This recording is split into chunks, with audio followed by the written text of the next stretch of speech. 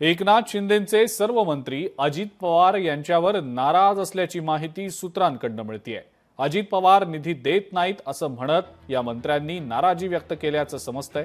निधीविना विकास कामांमध्ये अडथळा येतोय असं म्हणत शिवसेनेच्या मंत्र्यांनी एकनाथ शिंदेंकडे अजित पवारांबाबत नाराजी व्यक्त केल्याचं समजतंय।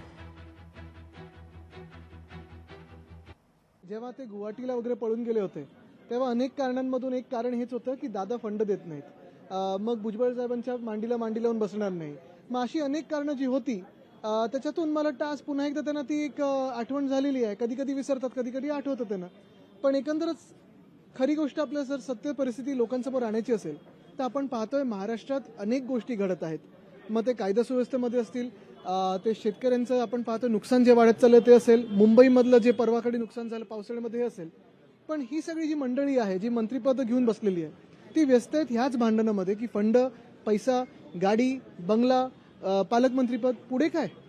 तुम्हाला ज्याच्यासाठी तुम्ही इलेक्शन कमिशनच्या आशीर्वादाने निवडून आलात, जनतेची कामं कधी करणार?